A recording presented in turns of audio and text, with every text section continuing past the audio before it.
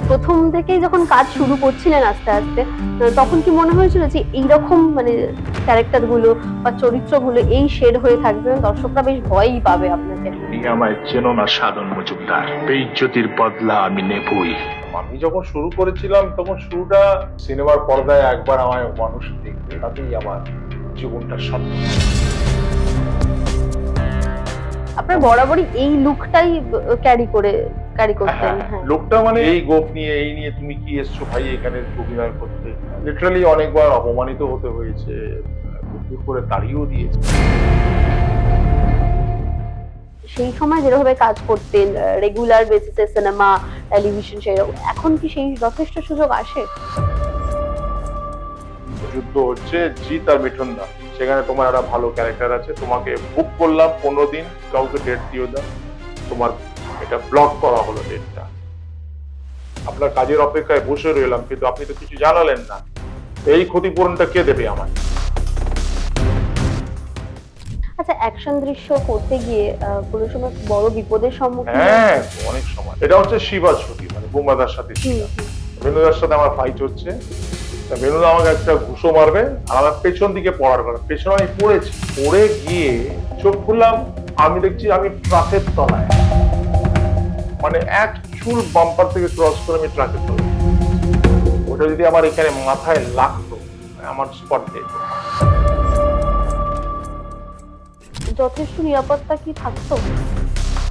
কোনোদিন নয়, দুর্ভাগ্য আমাদের কোনোদিন। এই যে রাহুল আজকে আমাদের ছেড়ে চলে গেল, যদি জলে শুটিং হয় বা সমুদ্রে শুটিং হচ্ছে, লাইফ সেভিং গার্ডস থাকবে না? যখন প্রথমবার এই রোগ ধরা পড়ে, কি মনে হয়েছিল? আমার কোনো ওইরকম রোগ ছিল না হুম, যেটাতে আমার মৃত্যুর ভয় ছিল। অনেকে রটিয়েছিল, হুম। ক্যান্সার হয়েছিল, এই ছিল সেই ছিল, সেরকম কিচ্ছু ছিল না। সবাইকে বলছি যে ভুলভাল ছড়াবেন না প্লিজ, ক্যান্সার ট্যান্সার আমার কিছু হয়, আমি একদম সুস্থ সবল, একদম এখনো একদম পারফেক্ট আছি। আপনার একটা ফেমাস ডায়লগ দিয়ে যদি শেষ করেন। জয় কৃষ্ণকান্ত রায়, হরিণয় বাঘের কাঁটায় এক খাওয়ায় তো প্রাণ হারিয়ে দিতে পারে, জানিস? এই মুহূর্তে আমাদের সঙ্গে যিনি রয়েছেন, তাকে টেলিভিশন হোক বা সিনেমার পর্দায় যেখানেই আপনারা দেখেন, সেখানে দেখলে একটু বেশ ভয়ই লাগবে বা দর্শক একটু তটস্থই থাকে যে কি হতে চলেছে নায়িকাদের সঙ্গে বা নায়কদের সঙ্গে। তার কণ্ঠস্বরও বেশ ভয় লাগে। তবে বাস্তবের মানুষটা একদমই সেরকম নয়। আমার সঙ্গে এই মুহূর্তে জয় বাদলানি রয়েছে। Don't worry, be happy. নমস্কার। তো প্রথমত তোমাকে স্বাগত সিটি সিনেমায়। Thank you. আর এই যে শুরুটা, আমি যেটা বলছিলাম যে সিনেমার পর্দায় একদম দাপুটে ভিলেন যাকে বলা হয়, প্রথম থেকেই যখন কাজ শুরু করছিলেন আস্তে আস্তে, তখন কি মনে হয়েছিল যে এইরকম মানে ক্যারেক্টার গুলো বা চরিত্রগুলো এই শেড হয়ে থাকবে এবং দর্শকরা বেশ ভয়ই পাবে আপনাকে?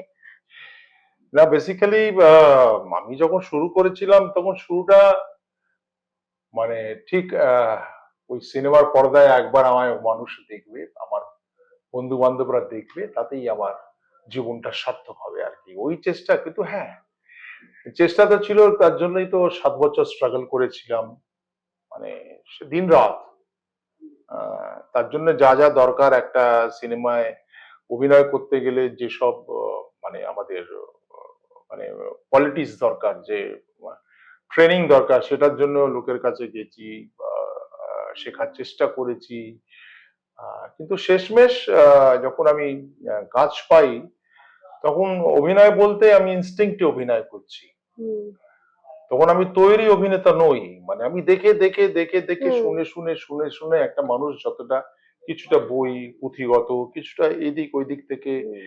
কোনো সিনিয়রকে ধরলাম, দাদা যদি কিভাবে এইসব করলে হবে, তারাও নিজেদের মতো করে বোঝাতো, হেল্প করতো, হেল্প করার চেষ্টা করতো। আগেকার দিনে মানুষের মধ্যে ছিল যে আহ, কারো কাছে যদি মাথা নত করে গিয়ে বসা যেত, তাহলে কিছু জ্ঞান অর্জন করা যেত আর কি। আর ওইভাবেই কিন্তু প্রথম যখন শুরু করেছিলাম, সেটা ছিল মানে প্রথমে যেটা একদমই, যেটা প্রথমে মানে ক্যামেরা ফেস করেছিলাম, সেটা মানে হ্যাঁ বাবু, হ্যাঁ বাবু, বাস এই দুটো কথাই ছিল, হ্যাঁ বাবু হ্যাঁ বাবুতেই শেষ হয়ে গেছে। তা সেটা কাজের মতো কাজ নয়, তবু ক্যামেরা ফেস করবো প্রথম জীবনে, সেটা হুম। করেছিলাম 87 সালে। তারপর 89 সালে সুখেন দাসের ছবি ন্যায়দণ্ড। ওই তখন ওটাতেও কিন্তু ওই কাইন্ড অফ মানে ভিলেনের চালা কাইন্ড অফ একটা হুম, ক্যারেক্টার। হুম, যাকগে উনি বললেন যে তোমাকে মানাবে ভালো কাইন্ড অফ, মানে সিনেমা ওপেনিং সিন থেকেই আমাকে দেখা যাচ্ছে। প্রথম দিন আমার শট দেখে আহ, মানে দুটো একটা মানে মানুষ মানে আমি রিয়াকশন পেলাম। সে হচ্ছে পরিচালক, আর একজন হচ্ছেন আমাদের সিনেমাটোগ্রাফার শঙ্কর গুহ। হুম, হুম, পরিচালক বললেন তোর তো ভালো সেন্স আছে দেখছি, ডিওপিও বললেন হ্যাঁ ওর বেশ ভালো সেন্স, তাহলে একটা কাজ কর। বাপি নিজের ছেলেকে বললেন যে আহ, জয়ের কে না ওই এই কাজটা না, বাদ বাকি ওর কাজটা না একে দিয়েই করিয়ে দে, মানে তাহলে আমাদের বেশি টাকা খরচা হবে না, একটু সেভিংসও হবে।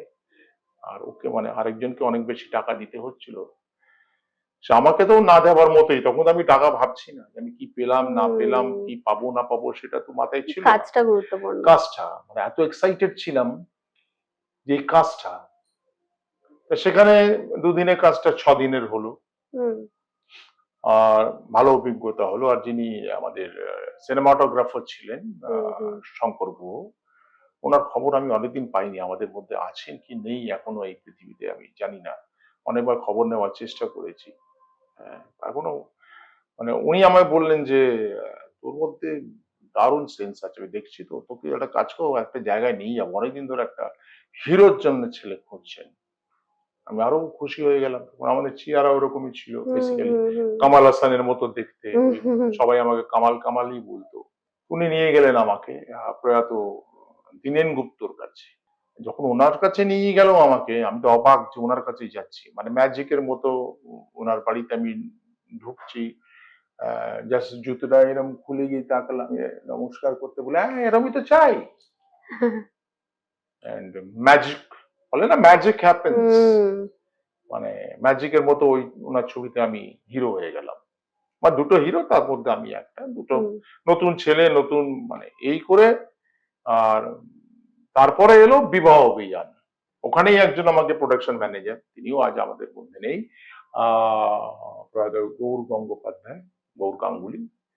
উনিও বললেন যে এইরকম জায়গায় একটা বড় সিরিয়াল হচ্ছে, খুব মজার সিরিয়াল হচ্ছে, আমার মনে হয় তুই গেলে তোর হয়ে যাবে। আমি ওইখানে, ও আমাকে পাঠালো, বলে দিল ফোন করে যে এরকম একজনকে পাঠাচ্ছি দেবুদা, আপনি দেখবেন কালকে যাচ্ছে, কখন যাবে? বলে তো ওই দুটোর সময় পাঠাও, মেনকার পাশে, এই যে ঠিক এইদিকে বাড়ি, মেনকার হুম, পাশেই আমাদের বিখ্যাত পরিচালক দেবকী বসুর বাড়ি, ওনার ছেলে দেবকুমার বাসু, উনিও জাস্ট বছর খানিকও হয়নি বোধহয় আমাদের ছেড়ে চলে গেছে। হুম, আহ, এই ছবিটা শুটিং শেষ হলো। আমি ওখানে আমাদের দীনেন গুপ্তর ছবি, খোকাবাবুর ছবিও চলছে, আমরা ওনাকে খোকাদাই, সবাই খোকাদাই বলতো। হুম, ওনার ছবিটাও তখন আমরা রিহার্সাল করতাম, হুম, আমাদের শুটিং শুরু হয়নি, রিহার্সাল করতাম। তার মধ্যে বিবাহ অভিযান আমি সিলেক্টেড হয়ে গেলাম, কে গুপ্ত। সেটা তো কমেডি, লোকে তো কমেডিতে আমাকে, ওই ছবিটা কতটা কেউ দেখেছে কি না দেখেছে আমি জানি না, ন্যায়দণ্ড, কিন্তু আমাকে আমি পরিচিতি পেলাম বিবাহ অভিযান বিবাহ থেকে, অভিযান থেকে। As a comedy. হুম, এবার তখন তো আমাদের তো আমরা রাতারাতি আমরা মানে স্টার হয়ে গেছি, এত বিখ্যাত এই সিরিয়াল আমাদের। আমরা বলতে পারি যে এটা মিলের ফলক আজ পর্যন্ত বেঙ্গলি হুম, সিরিয়াল ইন্ডাস্ট্রিতে এরকম পপুলার সিরিয়াল, মানে অনেকগুলো হয়েছে, গোড়া হয়েছে, হুম, সুবর্ণলতা, কিন্তু হুম, আমাদেরটা হাসির, হুম, যেহেতু হুম, মানে একটা মজার সিরিয়াল, হুম, এখনো ইউটিউবে রয়েছে 10টা এপিসোড। হ্যাঁ, আর তারপরে ওই ধীরে ধীরে তখন দূরদর্শনে যত সিরিদিকে আমার ওই ছবিটার নাম ছিল কত ভালোবাসা, ওই ছবিরও শুটিংটা এগিয়ে আসছে, মানে আমাদের শুরু হওয়ার কথা। তার মধ্যে দূরদর্শনের প্রচুর সিরিয়াল করছি তখন, টুকটাক কাজ হচ্ছে, ভিলেন, পাড়ার দাদা, পাড়ার এই। কিন্তু ওই ভিলেনের ইমেজটা তৈরি হলো যখন জননী প্রথম বাংলা মেগা সিরিয়াল জননী। জননী যখন হলো, তখন এই জননীটা আগে হিন্দিতে হচ্ছিল হাকিকত পড়ে, ন্যাশনাল দূর মানে দূরদর্শনের জন্য, ন্যাশনালের জন্য। তো ওটাতেও আমি ভিলেন ছিলাম। এটাতে যেরকম বাংলায় যেমন সুপ্রিয়া চৌধুরী করেছিলেন, হুম ওটাতে লিলি চক্রবর্তী ছিলেন হিন্দিটায়। তো হিন্দি 4টে এপিসোড হয়ে দিল্লি পাঠানো হয়েছিল। যে কোনো কারণে সেটা মানে অ্যাপ্রুভ হয়নি, অ্যাপ্রুভালটা পাইনি ওদের কাছ থেকে। সেটাই হঠাৎ ডিসাইড হয়েছে। তো আমাকে বিষ্ণুদা বললেন, এক্ষুনি আয়, আমরা এটা বাংলায় করছি। গেলাম, যথারীতি শুটিং শুরু হলো। হুম আর জননী থেকে আমি ওই ওই ইমেজটা পাল্টে গেল। কেন আমাকে বিষ্ণুদা আমার মধ্যে কি দেখেছিল না দেখেছিল আমি জানি না। হয়তো আমার বড় বড় চোখ, হয়তো আমার এই মোটা গোঁফ, যে মোটা গোঁফটা একসময় আমার ড্রব্যাক হয়ে দাঁড়িয়েছিল, হ্যাঁ যে মোটা গোঁফ নিয়ে তুমি এই গোঁফ নিয়ে এই নিয়ে তুমি কি এসছো ভাই এখানে অভিনয় করতে। মানে লিটারালি অনেকবার অপমানিত হতে হয়েছে, দূর দূর করে তাড়িয়েও দিয়েছে অনেকে। তো ওগুলো দিনে আমি ওদের দোষ দেব না যারা এটা করছিল, কেন হুম তাদের কাছে দিনে হয়তো 50-60 জন 100 জন আসছে, দাদা একটা সুযোগ দিন, দাদা একটা সুযোগ দিন। হুম তা তো ওদেরও একটা না ধৈর্যের পরীক্ষা হতো, মানে যে আসছে কোনোদিন বলতো আচ্ছা আচ্ছা ছবি দিয়ে যাও, ছবি দিয়ে যাও পরে দেখবো, যদি লাগে ডেকে নেবো। অনেকে এবার অনেকে ওইটা মানে ঠিক ওদের ওই হয় না এক একজনের হুম একটা জায়গায় পৌঁছে যাওয়ার পরে অনেকে সেটা সামলে রাখতে পারে না, মানে ব্যালেন্সটা হারিয়ে হুম মানুষের সাথে। আরে আমরা যাচ্ছি, যারাই যাইছে আজকে হুম আমারও কাছে অনেক রিকোয়েস্ট আছে, আমার কাছে অনেক প্রচুর, যে দাদা একটা সুযোগ করতে একটা। তা আমি কি সবসময় বলবো দু ভাই এরম বলো না এরকম করে? আমি বলি হ্যাঁ ভাই নিশ্চয়ই, কিন্তু তার আগে শিখে এসছো এটা আমাকে জানাও আগে। তোমার ট্রেনিং কি, তোমার কোনো ট্রেনিং আছে? আজ বা তুমি অভিনয় নিয়ে যে তুমি করতে চাইছো, না আমি পারবো পারবো বললে হবে না। সে তো অনেকে দেখছি পারছে, কিভাবে পারছে আমি জানি না। আর তা ওইভাবেই একটা আহ, মানে অপমানিত এইসব লাঞ্ছনা এইসব সহ্য করে মানে টিকে ছিলাম বলে আজকে বোধহয় এই জায়গাটা বসে আপনি আমার ইন্টারভিউটা করছেন। আচ্ছা, এই যে মাঝের যে 7 বছরের কথা আমি শুনছিলাম, এখন প্রায় 35-36 বছর হয়ে গেছে হ্যাঁ ইন্ডাস্ট্রিতে হ্যাঁ কাটিয়ে ফেলেছেন। হ্যাঁ 7 বছর স্ট্রাগলের যদি আমি ধরি তাহলে হুম 43 বছর হয়ে গেল। 43 বছর। এই যে ওই 7 বছর এখন দাঁড়িয়ে পিছনে ফিরে তাকালে কি কি মনে পড়ে, যে কতগুলো অধ্যায় নিজেকে পার করে এই জায়গাটাতে আসতে এটা হয়েছে? প্রচুর, এটা মানে এই তো গায়ে কাটা দিচ্ছে। এটা বলতে গেলে মানে ওই সময়টা না আমাদের ভীষণ লাইফ না ধীর স্থির লাইফ ছিল হুম ভীষণ। মানে খুব এরকম ঝামেলা ছিল না, মানে তাড়াহুড়ো ছিল না।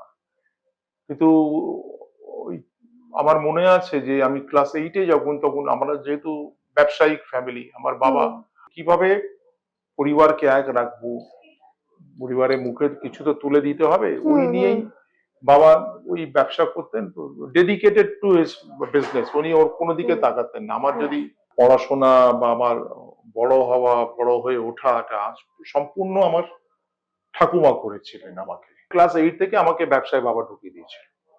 আচ্ছা হ্যাঁ, স্ট্রাগল মানে কিরকম, 3:30-র সময় কাজে বেরোতাম, ট্যাক্সি আসতো তখনকার দিনে, ওই কালো হলুদ ট্যাক্সি আসতো, আর সর্দারজি সেই প প প প প হুম করে ভপ্পু ছিল আগেকার দিনে, ওটা বাজাতো, আমরা উঠলাম 3:30-র সময় বেরিয়ে পড়লাম। ঠিক 8:30 পৌনে 9টায় আমি আমার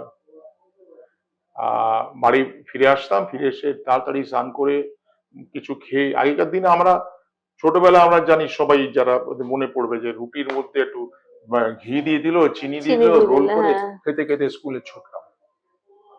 আর টিফিনটা যা দিল মা, কি দিল না দিল, তো যা তো আমরা স্কুলে ভাগ করে খেয়ে নিতাম। হুম হুম তো এইটা ছিল ওইটা। তখন তো মানে ব্যবসা, কিন্তু আমি যেহেতু হুম স্টুডেন্ট, বদমাইশি যতটুকু করি, স্টুডেন্ট ভালো ছিলাম। মানে পরীক্ষা হলে কিন্তু either second or third stand করতাম, আমি ফার্স্ট হতে পারতাম না, কিন্তু সেকেন্ড অর থার্ড। তা ওই আমি নিজের চেষ্টা, আমি নিজে পড়াশোনা চালিয়ে গেছি, আর ঠাকুমার ফুল সাপোর্ট। মানে ওই করে আমি নিজের আহ, ব্যবসা করতে করতে আমি নিজের এডুকেশনে। পড়াশোনার, হ্যাঁ, এই ব্যবসার সবকিছুর মধ্যে অভিনয়টা কিভাবে ঢুকে পড়ে? অভিনয়টা মানে ছোটবেলাটা আমি ভীষণ সিনেমা ভালোবাসতাম দেখতে, হুম সিনেমা মানে অ্যাকচুয়ালি বাড়ির যেরকম মানে ঠাকুমাকে তো মানে আমি যেমন ইচ্ছে তেমন নাচাতাম আর কি। মানে হয়তো বদমাইশ একজন, হুম সারাদিন আমার পেছনে ঘুরে বেড়াচ্ছে, দুপুরবেলা বাড়ি না ফিরলে ছুটির দিন খুঁজে বেড়াতো কোথায় গেল, খাইনি এখনো এসে। আর আমাদের পাড়ায় তখন ওই রামলীলা হতো, হুম সারা রাত ধরে রামলীলা হচ্ছে, আমার সারা রাত ধরে বসে দেখছি। মানে সবাই শুয়ে পড়তো, দরজাটা আস্তে খুলে ভেজিয়ে দিয়ে পালিয়ে যেতাম, রামলীলা দেখবো। দেখতাম ভীষণ ইন্টারেস্টিং লাগতো, কি সুন্দর এরা করছে না, আমি যদি করতে পারতাম, এটা মনের মধ্যে আসতো। আর সিনেমা দেখলে তো সব সময়, মানে সিনেমা যখন আমি দেখতাম মনে হতো এটা আমি করছি, মানে এই ফিলিংটা তো ছিল ছিল বলেই আমি অভিনয়ের দিকে গেছি। মানে সেটা মানে মানে লুকিয়ে, মানে বাড়িতে কোনদিন বাবা যখন জানতে পেরেছিল যে আমি সিনেমা করছি, অভিনয় করে ফেলেছি অলরেডি, আর তখন মানে মানে ভীষণ রাগ করতো, মানে ডিসকারেজ করতো। পরের দিকে বাবা যখন অবশ্যই যখন দেখলেন ছেলের ভীষণ নাম ডাক হয়েছে, তখন খুব খুশি হতেন। আপনার বরাবরই এই লুকটাই ক্যারি করতেন। হ্যাঁ, হ্যাঁ, হ্যাঁ, এই লুকেরই একটা বিশেষত্ব থেকে গেল। হ্যাঁ, মানে লোকটা, মানে আমি একবারই গোঁফ কামিয়েছিলাম, সেটা ছিল যখন মিলন ভৌমিকের ছবি হুম, 1946 কলকাতা কিলিংস হুম, দাঙ্গা, ওই সময়টা আমি গোঁফ কামিয়েছিলাম। ওটারও একটা হুম, ঘটনা ছিল, যেহেতু হঠাৎ আমায় বললেন কামাবে, তাহলে এই চরিত্রটা তুমি করবে। তার আগে একজন বড় মাপের শিল্পী হুম, হুম, করছিলেন, কিছু ওনাদের মধ্যে খটর পটর লাগে কিছু একটা নিয়ে, উনি বললেন না আপনাকে লাগবে না, আর আপনি যান। উনিও বললেন যে না, আমিও করবো না, বলে চলে গেলেন। হুম, তারপর আমাকে বললেন কামাবে, আমি বললাম, হ্যাঁ রোলটা তো ভালো, আমি কেন করবো না, কিন্তু আমাকে 3টে গোঁফ বানিয়ে দিতে হবে, কারণ আমার যে বাদ বাকি শুটিং চলছে সেখানে আমি কি করবো, কন্টিনিউটির ব্যাপার আছে। বলো সে আমি বানিয়ে দেবো। মেকআপ ম্যানকে অর্ডার দিয়ে দিল, হ্যাঁ, ওই করলাম সোহরাবর্দী প্রথম। তারপরে হ্যাঁ ওই আরেকটা ওই রাজীব চৌধুরীর একটা ছবি বানিয়েছিল, কায়া বলে না কি, আমি জানি না, মরে যাচ্ছি, সেখানে ওই জুন মালিয়ার বয়ফ্রেন্ড হিসেবে আমি করেছিলাম। তখন সেখানেও গোঁফ ছিল না আমার। ওই সময়টা যেরকম বলে না দাদা তোমার গোঁফ ছাড়াই ভালো লাগছে, ঠিক আছে চল। কিন্তু আবার দেখলাম অনেকদিন পর ওই গোঁফটা চাই, তাহলে কাজটা হচ্ছে না আর কি, আবার গ্রো করলাম। হ্যাঁ গোঁফটা রয়ে গেছে। তখন যে অডিশন দেওয়া, মানে এই যে একটার পর একটা ছবির সুযোগ আসা, এবং প্রথম একটা ছবিতে ভালো কাজ, তারপর আরো একটা ছবি, এই প্রসিডিওরটা কিরকম ছিল? হয়তো স্ক্রিপ্ট রিডিং করাতেন, হুম, রিডিং করাতেন, মানে বিবাহ অভিযানে যেরকম দেবকুমার দা আমাকে রিড করিয়েছিলেন। হুম, এরা হিন্দি বাংলা মিশিয়ে, তুমি প্রবাসী বাঙালি চরিত্র, বিহারেই জন্মেছে বড় হয়েছে, সে কিভাবে কথা বলবে। তা আমি জাস্ট রিড করেছিলাম, তো আমার মতো যতটা আমার তখন জ্ঞান বুদ্ধি, মানে অভিনয় সম্পর্কে যা ছিল, হুম, হুম, তখন খোকা বাবুর কাছে অলরেডি আমরা অনেকটা ট্রেন্ড হয়ে গেছি। হুম, হুম। উনি আমাদের ধরে ধরে এই ক্যামেরার সামনে অভিনয়ের একটা পুরো ট্রেনিং দিতেন। তা ওটা আমার হয়ে গেছে ততদিনে, যে কিভাবে বলতে হবে কথাগুলো, তখন আর খুব ভালো লেগেছিল। আচ্ছা, রিজেকশন এসছে? হ্যাঁ এসছে, জীবনে রিজেকশন থাকবে না, প্রত্যেকটা মানুষের। হ্যাঁ, আমি মনটা তখনই একটু মনটা খারাপ হয়ে যায় যে ইস, এটা যদি আমার হতো। তারপরে মনে হয় চল ঠিক আছে, এটা পার্ট অফ লাইফ। এমন রিজেকশন কোনো রিজেকশন যেটা মানে খুব মনে আছে এবং যেটা খুব হার্ট করে? না, সেরকম আমার জীবনে আসেনি। আমি অলওয়েজ, মানে আমার ইচ্ছা হয় এই ছবি হলো, আমার মানে রিজেকশনটা সেইভাবে আমার কাছে আমার লাইফে আসেনি, এসছে যেগুলো সেগুলো সামান্য। পরে মনে হয়েছিল এটা না আমি ভালো করেছি, না করো এটা করিনি। আমি ছবি দেখার পর মনে হতো এটা আমাকে না, হয়তো এর থেকে ভালো করতাম, কিন্তু এতে কোনো প্লাস ছিল না, মাইনাস ছিল।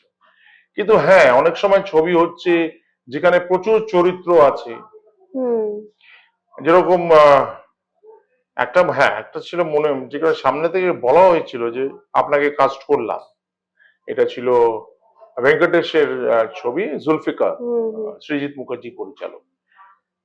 আনফর্চুনেটলি সেদিন আমাদের বন্ধু পীযূষের সেদিন দাহ, আমরা শ্মশানে ছিলাম ওই সময়টা। ওখানে ভেঙ্কটেশ, শ্রীকান্ত মোতাও ছিলেন, সৃজিত মুখার্জিও ছিলেন, আমি একা এক কোণে দাঁড়িয়ে, মানে পীযূষ আমার খুব ভালো বন্ধু ছিল, আমরা একই হুম। বেহালায় থাকতাম, রোজই প্রায় বাজারে দেখা, এই দেখা, আসা পথে শুটিং এর সময়ও দেখা হতোই। ওই পীযূষও মন খারাপ, হঠাৎ করে আমাকে মিস্টার বদলানি বলে ডাকলেন, मिस्टर मोहता डाकलें, यस सर, आपका एक हम लोग फिल्म बना रहे हैं जुल्फिकार, उसमें आपका कास्टिंग हो गया, you know mister Srijit Mukherjee, you know Srijit, no I know him but haven't been introduced to him. মানে হাই করে আমি ওনার সাথে যেটা হয় আলাপ করে সারলাম যে আমি জয় বদলানি, আর বলে হ্যাঁ ঠিক আছে। আপনাকে ঠিক সময় খবর দিয়ে দেওয়া হবে কবে শুটিং না শুটিং বা যে যাবতীয় যা লাগে। তারপর থেকে সাইলেন্ট হয়ে গেছে। আমি ভাবলাম ঠিক আছে, ইটস পার্ট অফ লাইফ। মনটা খারাপ হয়েছিল এই যে জুলফিকারের মতো ছবিতে একটা বড় ছবি অনেকে ছিল, হুম যদি হতো। আর একটা ছিল যেটা আমাকে বলেও মানে ডেটস ব্লক করেও হুম তারপর তার কোনো কারণ না জানিয়ে আমি অনেকবার জানার চেষ্টা করেছিলাম কারণটা। সেটা ছিল যুদ্ধ ছবি। তার আগে আমি ওদেরই ছবি করেছি দাদা, যেখানে আমার এখনো মনে আছে যে আমাকে যতটা আমার টাকা পাওয়ার কথা তার থেকে বেশি দিয়েছিল খুশি হয়ে, হুম যে খুব ভালো কাজ হয়েছে দাদা, তোমার তোমার কিন্তু দারুণ কাজ করেছো তুমি। আর দাদার ছবিটা সবাই ওটার জন্য আমাকে অনেকে এখনো পর্যন্ত হ্যাঁ হ্যাঁ ওই দাদার ছবির জন্যই গেলে ওইটারই ডায়লগ বলতে বলে। এই তো সেদিন আমি বসিরহাট বর্ডার মানে ওই গাবরদা বাজারে যেদিন আমাদের রাহুল মারা গেল, হুম হুম সেদিন আমি ওখানেই ছিলাম। ওখানে দাদার ছবি ডায়লগ বলতে হয়। সেদিন আমাকে বলা হয়েছিল যুদ্ধ হচ্ছে জিৎ আর মিঠুন দা, সেখানে তোমার একটা ভালো ক্যারেক্টার আছে, তোমাকে বুক করলাম 15 দিন, 15 মার্চ থেকে 30 মার্চ তুমি কাউকে ডেট দিও না, তোমার এটা ব্লক করা হলো ডেটটা। তারপরে আমার কাছে কোনো খবর আসেনি, কিছু না।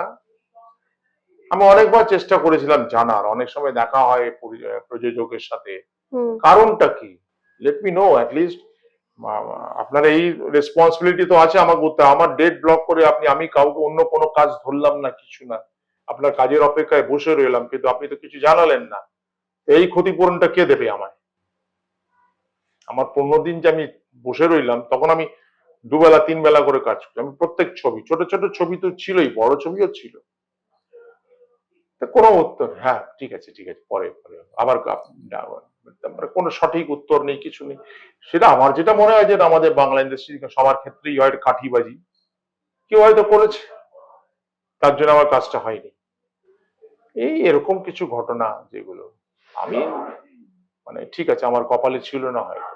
আচ্ছা, ভিলেন বা নেগেটিভ চরিত্রগুলো আমরা বরাবরই বাংলা সিনেমার ক্ষেত্রে দেখে থাকি যে হিরোদের কাছে ভিলেনদের একটা মানে বিরাট অ্যাকশন সিকোয়েন্স চলবে এবং হিরোরাই ভিলেনকে সবসময় আমি টার্গেট করবে বা তাদেরকে মারবে, এরকম একটা কিন্তু একটা দাপুটে ভিলেন রয়েছে এবং হিরো আর ভিলেনের যেই একসাথে দৃশ্যগুলো সেগুলোই বেশি দর্শক উপভোগ হ্যাঁ, করে। দীর্ঘদিন ধরে যে ভিলেনের চরিত্র করা, এখন কতটা বদলেছে ভিলেনের সংজ্ঞাটা? না এখনটা মানে বদলেছে, মানে অনেকেই আছে যারা ওই পুরোনো ধাঁচেই এখনো ছবি করে যাচ্ছে। হুম আমি করেছি একটা ছবি রিসেন্টলি, ছোট ছোট মাপের ছবি, তাতেও এরকম একই রকম আর কি। মানে তার মধ্যে আমি নতুনত্ব একটু আনার চেষ্টা করেছি।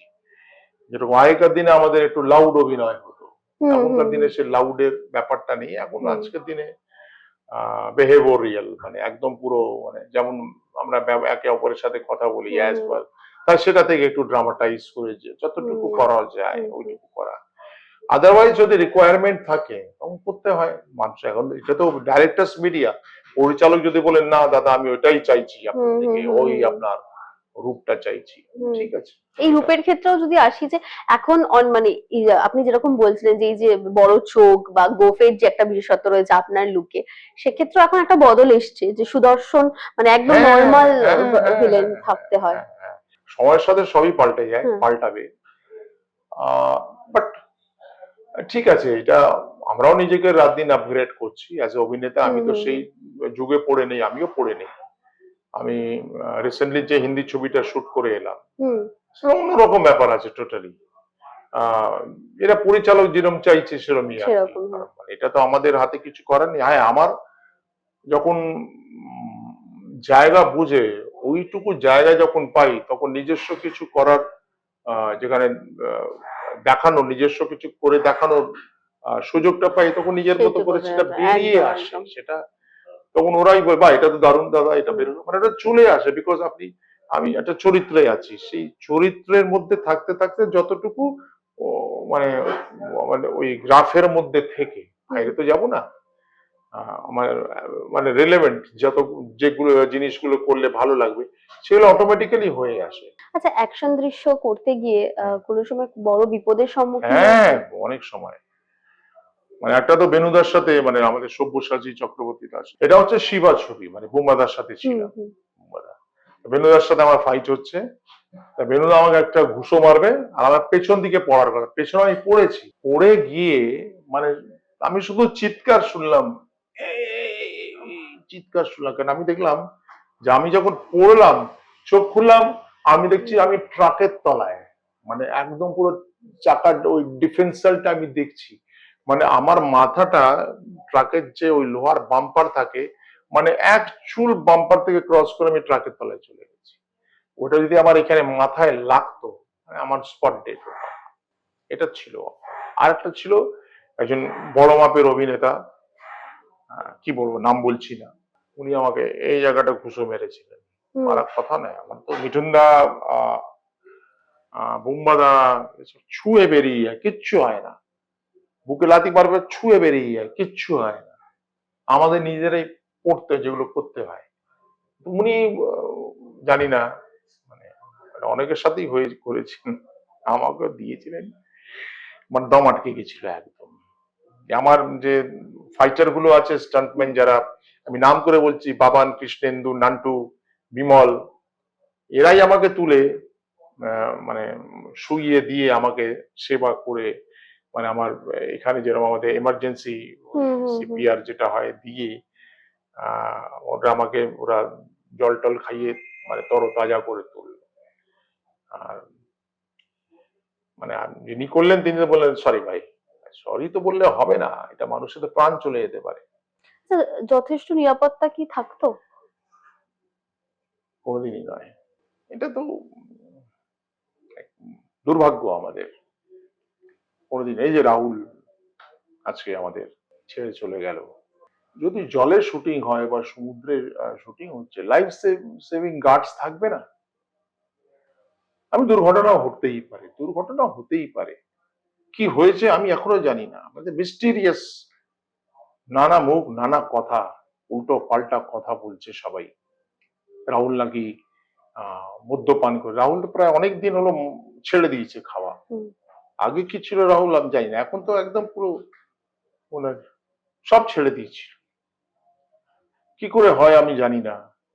জলে যদি পড়ে গেল, মেয়েটাকে রাহুল বাঁচালো, যে কথাটা বলছে, ওই সময়টা যখন দেখলো পড়ছে, ওই সময় যদি ওই মোটর বোট থাকে, লাইফ সেভিং গার্ড তো মানে আর ওইভাবে যাবে না রো করে, তখন তো মোটর বোট যদি সঙ্গে সঙ্গে ওই জায়গাটা, আমি হাইপোথেটিক্যাল সিচুয়েশনের কথা বলছি, আমার ভাবনাতে এটা যদি থাকতো, তা সেটাকে বাঁচিয়ে নিয়ে আসতে পারতো আজকে। ওর যে পোস্টমর্টম রিপোর্টের ভেতরে এত কিছু পাওয়া গেছে, কতক্ষণ জলে ছিল, নাহলে হয় সঙ্গে সঙ্গে যদি তুলে নিয়ে আসে, তখন তো আমরা দেখি যে উল্টো শুইয়ে দিয়ে পিঠে চাপ মারলে জলটা বেরিয়ে যায়। হ্যাঁ, নিশ্চয়ই তার ক্ষেত্রে দেরি হয়েছে, নিশ্চয়ই তেমন করে ব্যবস্থা ছিল না। চট করে জলে তো সবাই নামবে না, হয়তো নলিয়ারা নেমেছিল, তাতে তো পৌঁছাতে সময় লাগবে। তার জায়গায় যদি একটা মোটর বোট থাকতো, এরপর থেকে আশা করি এইসব এরকম শুটিং এ ফাইট সিকোয়েন্স গুলো যখন হয়, নিরাপত্তার একটা ব্যবস্থা থাকবে। এবার প্রডিউসাররা ভাববেন, আমাদের তো ফোরাম তো এই নিয়ে কথা বলছে, আর্টিস্ট ফোরাম, কি হয় দেখা যাক। যে বিষয়টা নিয়ে আমি মানে খুব বেশি জিজ্ঞেস করব না, মানে এই যে দীর্ঘদিন একটা অসুস্থতার মধ্যে সেটার সঙ্গে লড়াই করা এবং আবার অভিনয় জীবনে ফিরে আসা। একটা জিনিস আমি প্রথমেই পরিষ্কার করে দিই, আমার কোনো ওইরকম রোগ ছিল না যেটাতে আমার মৃত্যুর ভয় ছিল, সেরকম রোগ ছিল না। অনেকে আমি রিলস দেখি রটিয়েছিল, ক্যান্সার হয়েছিল, এই ছিল সেই ছিল, সেরকম কিচ্ছু ছিল না। আমার সিম্পলি পিটুইটারি অ্যাডিনোমা, যেটাকে বলে পিটুইটারি টিউমার, পিটুইটারি গ্ল্যান্ডে আমার টিউমার ছিল, যেটার মানে বিশেষ লক্ষণ হচ্ছে যে মানুষের চেহারা পাল্টে যায়, মানুষের নাক বড় হয়ে যায়, মানুষের এই জ লাইনটা এরকম বেরিয়ে, যেটা খালি, খালিকে আমরা দেখি, Khali is a typical case of pituitary ও অ্যাক্রোমেগালি যাকে বলা হয়। মানে এটা 18 বছর বয়সের আগে হলে মানুষ 7 ফুট 7.5 ফুট লম্বা হয়ে যায়, তখন সে ভার্টিক্যাল বাড়ে। আর তার যদি 30-এর পর বা 25-এর পর হয়, তখন সে এই দিকে বাড়ে, তখন তার আঙুলগুলো মোটা মোটা হয়ে যায়, নানা রকম তার তার বডির মধ্যে যে হরমোনস গুলো একদম উল্টো পাল্টা হয়ে যায়। আমার যে বয়সে ধরা পড়েছিল সেই বয়সে গ্রোথ হরমোনটা থাকা উচিত 0, হুম সেটা হুম হয়ে গেছিল আমার 22। আমার সুগার হয়ে গেছিল 462। হুম আর নানা রকম সব উল্টো পাল্টা। এটা তো আমি ধন্যবাদ জানাবো, মানে চিরকৃতজ্ঞ, যতদিন বেঁচে থাকবো আমাদের অভিনেতা অর্জুন চক্রবর্তীর কাছে। আমাদের অর্জুন দা, আমরা শুটিং করছিলাম বোলপুরে, আচ্ছা তপন সিনহা সাহেবের ছবি অভাগী হুম স্বর্গ, মানে ওই উনি করেছিলেন শতাব্দী কন্যা, ডটার্স অফ দ্য সেঞ্চুরি। দুটো গল্পতে আমি ছিলাম, একটাতে দীপা সাই যেটা ছিলেন আমি ছিলাম, একটা হুম জয়া বচ্চন যেটাতে আমি ছিলাম। অভাগী স্বর্গর শুটিং হচ্ছিল। ওই সময় আমরা বোলপুর লজে বসছিলাম, তখন ওই আমাদের সাংবাদিক অপূর্ব চ্যাটার্জি, ও বন্ধু মানুষ আমার, ওই সব বন্ধুত্ব, মানে সবার সাথে বন্ধুত্ব, যত তখনকার দিনে আজকাল বর্তমান আনন্দবাজারের যারা ছিলেন তারা সব বন্ধুদের মতোই ছিল সবাই। তো ওই মজা করে আমার বুড়ো আঙুলটা ওই জয়াজিকে দেখাচ্ছেন যে জয়াজি জয়াজি জয় কা বুড়ো আঙুল দেখিয়ে, ওই বুড়ো আঙুল সে গলা টিপকে মার দেগা, এসব ঠাট্টা আর কি হুম হচ্ছে। তখন অর্জুন দা ওখানে বসছিলেন, কারণ অর্জুন দা ছিলেন ছবিতে। তো অর্জুন দা আমায় বললেন, শোন জয়, তোকে নিয়ে এরা সবাই মজা করছে, কিন্তু আমার মনে হয় তোর কিছু সিরিয়াসলি একটা হয়েছে জানিস শরীরে, কারণ আমার বাবা ডাক্তার ছিলেন, আমার বাবার কাছে এরকম প্রচুর পেশেন্ট আসতো। হুম এর আগেও আমাকে, তখন জি এসছিল, জি বাংলা, হুম জি বাংলাটা আমার তখন নানা জায়গায় দেখা যেত, হুম স্যাটেলাইট চ্যানেল। হুম হুম তখন আমার বোনেরা দেখতো, মামার মেয়েরা ওরা থাকতো পাকুড়, যেটা সাঁওতাল পরগনা, মানে হুম হুম এখন ঝাড়খণ্ডে চলে গেছে। ওরা আমাকে বলতো, দাদা তোর চেহারা, তুই তো এরকম ছিলি না, তোর চেহারা খুব সুন্দর লাগতো দেখতে, তুই কিরম যেন কালচে হয়ে গেছে, কিরম যেন সব পাল্টে হুম যাচ্ছে তোর হুম হুম চেহারা। কারণ দুধ ছাড়তো, আমার মনে হতো আমি মদ্যপান করি বলে আমার লিভারের জন্য কিছু প্রবলেম হচ্ছে প্রবলেম হচ্ছে। তো ওই ধরা পড়ার সময়, ধরা পড়লো যখন, কলকাতায় নানা ডাক্তার, নানা চেকিং, সিটি স্ক্যান, এমআরআই, অনেক, ওই সময় প্রচুর মানুষ আমার উপকারও করেছিল। তার মধ্যে রামকৃষ্ণ মিশনের সুব্রত মহারাজ ছিলেন, আর অনেকে ছিলেন। আমি, আমার বন্ধু অমিত গাঙ্গুলি অভিনেতা, কালু বলে, জয়গুরু বলে যাকে আমরা চিনি, ও ও আমাকে নিয়ে অনেক জায়গায় ছুটতো তখন, হুম সিটি স্ক্যান করাতে, এমআরআই করাতে, এই করতে সেই করতে। আলটিমেটে যেটা হলো, একদম কোনো উপায় নেই, এটা সার্জারি করাতে হবে। তারপরে আমি কথা বলছি 96 সালে, তখন ব্রেন টিউমার, আমরা পিটুইটারি হোক আর যাই হোক, হুম হুম ব্রেন টিউমার শুনলে তো মানুষের মধ্যে তো একটা এমনি প্রথমেই একটা আতঙ্ক, হুম হুম যে ব্রেন টিউমার হয়েছে। তখন তো এই যে যখন রিপোর্টস গুলো বেরোচ্ছে, যখন হুম আমার বোকা ডাক্তারগুলো তখনকার কি বলবো, যেহেতু 462 আমার ইনসুলিন শুরু করে দিয়েছে। ইনসুলিনটা ওই কারণে ছিল না, আমার সুগার ছিল না, এই আমার যেহেতু টিউমার, তার জন্য হরমোনস উল্টো পাল্টা হয়েছে বলে আমার ওই সুগার বেড়ে গেছিল। কারণ আমার অপারেশনের পরেই সুগার নর্মাল হয়ে যায় একদমই। তো এই আমি জাস্ট এখান থেকে খবর, ওখান থেকে খবর, যাচ্ছিলাম ভেলোর অপারেশন করাতে। তারপরে বাবা টেলিভিশনে দেখলো যে ইন্দ্রপ্রস্থ পোলো নিউ দিল্লিতে ওখানে একজন হুম নতুন হসপিটাল হয়েছে। তো ওখান থেকে আমি গেলাম, ডক্টর अजयानंद झा, उन ঈশ্বরের মতো পুরো একদম। ও বলে, দেখ हम लोग तो ये रोज करता है, कुछ नहीं होगा देख। হুম হুম বললো কালকে অ্যাডমিট হয়ে যা।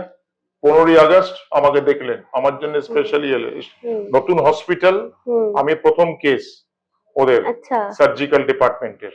ওই গেলাম, বললো গোফকামি আসবে। আমি, হ্যাঁ, বলে হ্যাঁ।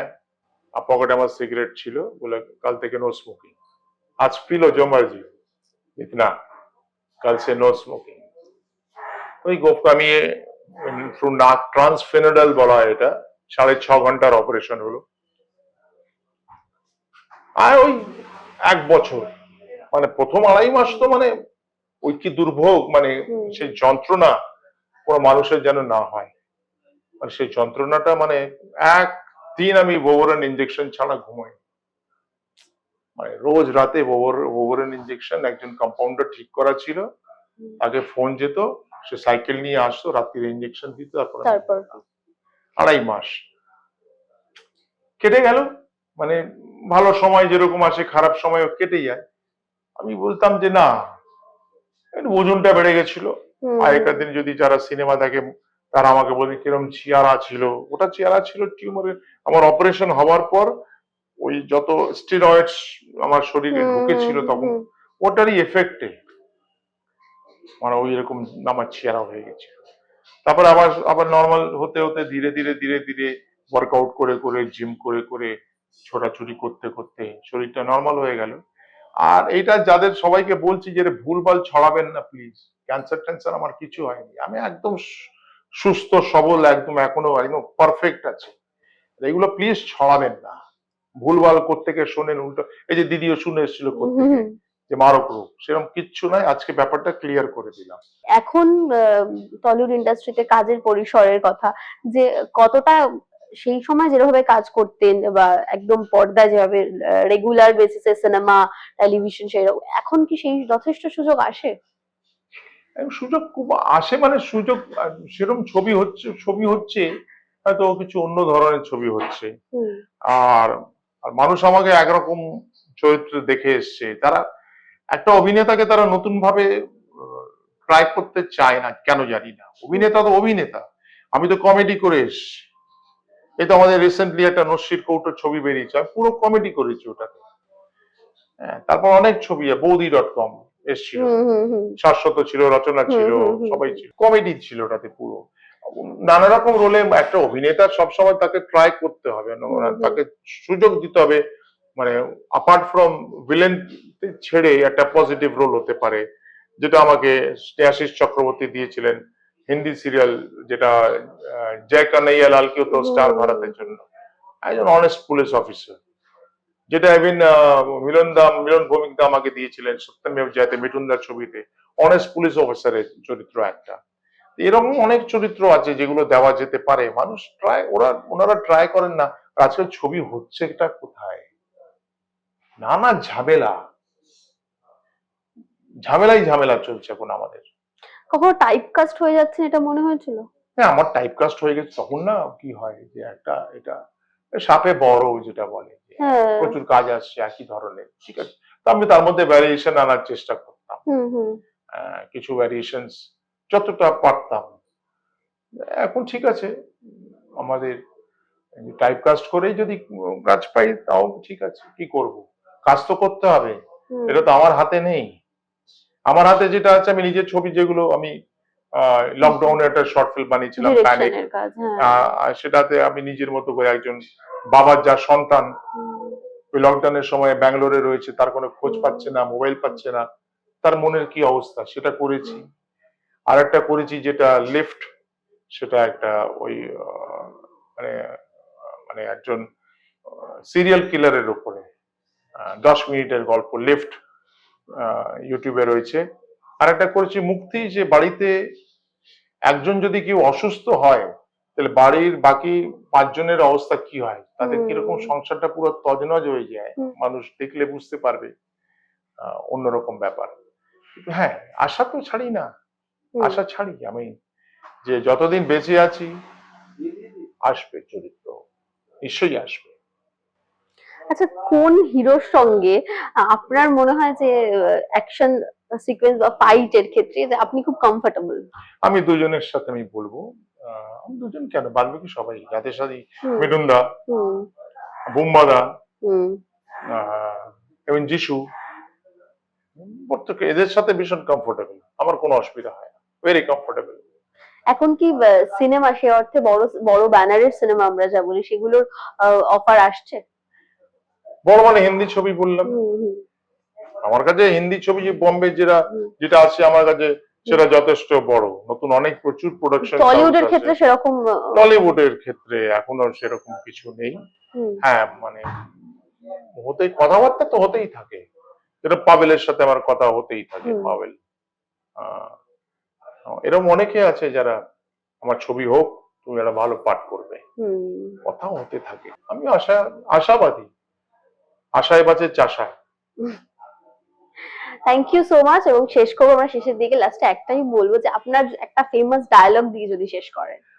এই কৃষ্ণকান্ত রায়, তুই হরিণয়ে বাঘের খাঁচায় ঢুকেছিস, এক থাবায় তোর প্রাণটা আমি নিয়ে নিতে পারি, জানিস? থ্যাংক ইউ, ধন্যবাদ আপনাকে। টলিউডের latest update, gossip and entertainment পেতে সাবস্ক্রাইব করুন শুধুমাত্র সিটি সিনেমা আর ফলো করুন সিটি সিনেমার Instagram, Facebook, Twitter and ShareChat page.